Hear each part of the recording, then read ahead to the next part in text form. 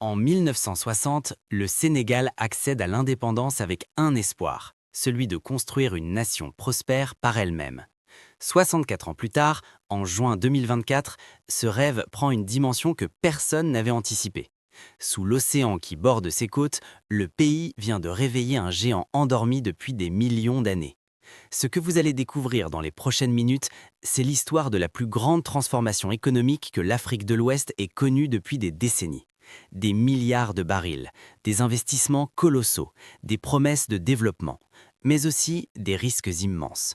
Le Sénégal va-t-il devenir le prochain Dubaï africain ou va-t-il rejoindre la longue liste des pays maudits par leur propre richesse? Ne te contente pas de suivre l'actualité sans comprendre les dessous du jeu. Abonne-toi à la chaîne pour ne rien manquer de nos enquêtes. Dans cette vidéo, on plonge au cœur du business plan d'un futur géant africain. C'est parti! Pour comprendre le séisme économique qui frappe le Sénégal aujourd'hui, il faut revenir en arrière. Il y a à peine 10 ans, le Sénégal importait presque tout son carburant. Le pays dépendait du bon vouloir des marchés internationaux, dépensant des milliards de francs CFA pour acheter ce qu'il ne possédait pas, du moins ce qu'il croyait ne pas posséder. Pendant des années, les géants pétroliers mondiaux regardaient ailleurs. L'Afrique de l'Ouest, c'était le golfe de Guinée, plus au sud. Mais les géologues, eux, voyaient des similitudes frappantes avec les bassins producteurs du Brésil et du Guyana. La clé, c'est la marge continentale sénégalaise. En 2014, un petit explorateur audacieux, la compagnie américaine Cosmos Energy, fait un pari risqué. Il fore un puits en eau profonde à plus de 100 km des côtes. Ce jour-là, le téléphone arabe de l'industrie pétrolière s'emballe. Ils viennent de frapper de l'or noir. C'est la découverte du champ de Sangomar. Ce n'était pas juste un petit gisement, c'était un monstre. Les estimations tombent, plus de 630 millions de barils de pétrole rien que pour cette première phase. Mais ce n'était que le début. Pendant ce temps, un peu plus au sud, près de la frontière avec la Mauritanie, une autre bombe était sur le point d'exploser. Le fleuve commun, la zone maritime partagée, allait révéler ce qui est aujourd'hui considéré comme l'un des plus grands projets gaziers du monde, le projet Grand Tortue AMIM, ou GTA. Du gaz, pas n'importe lequel, du gaz naturel liquéfié, GNL, en quantité astronomique. Les réserves de GTA dépassent les 25 billions de pieds de gaz. Ce jour de juin 2024, le Sénégal a officiellement rejoint le cercle très fermé des nations productrices de pétrole. Le 11 juin, la plateforme Sangomar a craché ses premiers barils. Un moment historique. Le Sénégal n'est plus un pays agricole en quête de développement, il est désormais une province pétrolière. Mais comme on va le voir dans la partie 2, sortir l'or noir de l'eau, c'est un défi technologique digne d'un film de science-fiction. Bienvenue à bord de la Léopold Sédar Senghor, le Floating Production Storage and Offloading Unit ou FPSO. Ce n'est pas un bateau, c'est une usine, une ville flottante. Regardez la taille de ce monstre d'acier. Il mesure plus de 300 mètres de long. C'est le cœur du projet Sangomar. Imaginez, par plus de 1000 mètres de fond, des robots forent la roche. Le pétrole remonte, mais il est brûlant, sous pression, mélangé à du gaz et de l'eau. Ce FPSO est là pour le stabiliser, le traiter, le stocker. La moindre erreur et c'est une catastrophe environnementale. Le Sénégal, pays de la pêche, joue sa survie écologique sur chaque soudure de cette plateforme. La production annuelle prévue 1170 millions de barils en 2024, dont une partie sera raffinée localement. Mais c'est à la frontière nord que se joue la partie la plus complexe. Bienvenue à l'embouchure du fleuve Sénégal. Ici, la mer est capricieuse, peu profonde. Comment exploiter un gisement de gaz colossal situé à des kilomètres au large quand on ne peut pas faire passer les gros bateaux? La solution est titanesque. BP et Cosmos ont imaginé un système inédit en Afrique de l'Ouest.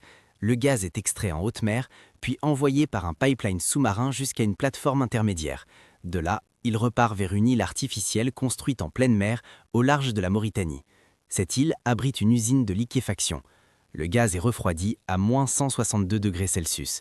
Il devient liquide, son volume est réduit 600 fois. Ensuite seulement, des méthaniers géants peuvent venir le récupérer et l'expédier vers l'Europe ou l'Asie. Un projet de cette ampleur, c'est des milliers d'emplois, mais la polémique gronde.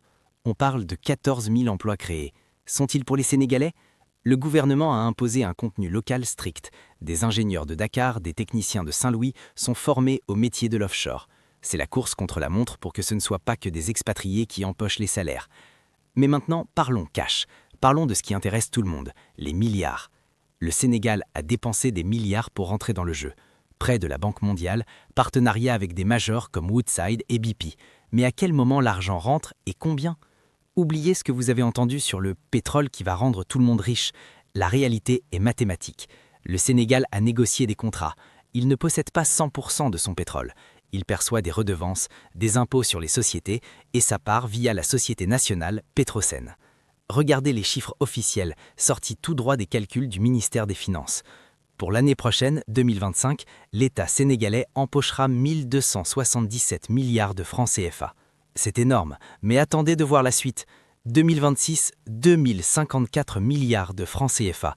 2027, 2432 milliards de francs CFA. En 3 ans, c'est plus de 5000 milliards de francs CFA qui vont tomber dans les caisses de l'État. Pour vous donner une idée, c'est plusieurs fois le budget annuel national actuel. Ces chiffres, ce sont ceux de la Banque mondiale et du FMI. C'est du concret. Mais attention, l'histoire du pétrole est pavée de mauvaises nouvelles. On appelle ça le paradoxe de l'abondance, ou le syndrome hollandais.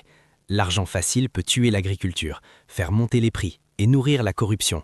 Le président Bassirou Diomaye Faye et son gouvernement ont promis une gestion orthodoxe et transparente. Promesse de campagne ou vraie rupture? Et il y a un hic, le marché mondial, la transition énergétique. L'Europe veut moins de gaz, les prix du pétrole fluctuent. Le Sénégal doit vendre rapidement ses réserves avant que le monde ne passe définitivement au vert. C'est la course contre la montre. Alors on fait quoi avec tout cet argent? C'est la question à 1000 milliards de francs CFA. Le Sénégal a un atout que beaucoup de pays pétroliers n'avaient pas, le recul. Ils ont vu le Nigeria, l'Angola, le Venezuela.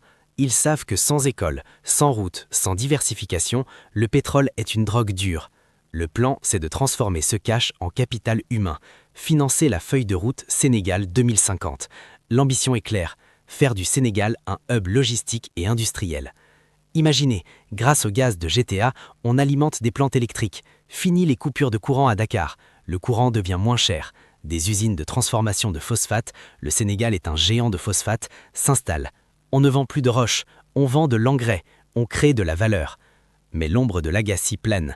Si l'argent est détourné, si les caisses sont pillées, si les villages de pêcheurs de Saint-Louis voient leurs poissons fuir à cause du bruit des forages, alors le pétrole deviendra la malédiction du XXIe siècle sénégalais. Regardez cette flamme, c'est le symbole de la puissance, mais aussi du défi. La date du 11 juin 2024 restera gravée dans le marbre. Ce jour-là, le Sénégal a changé de dimension. La question n'est pas de savoir s'il va devenir riche, la question est à quel prix et pour qui. Le Sénégal a une opportunité unique, celle de réécrire les règles du jeu, celle de montrer à l'Afrique que les ressources naturelles ne sont pas une fatalité, mais un levier. Et toi, qu'est-ce que tu ferais avec 2000 milliards de francs CFA pour ton pays ? Penses-tu que le Sénégal va réussir son pari ou va-t-il sombrer dans le piège du pétrole? Dis-le nous en commentaire, on veut entendre ton avis.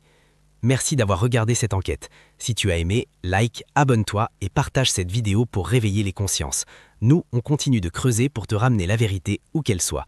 À très vite pour une nouvelle enquête. Salam.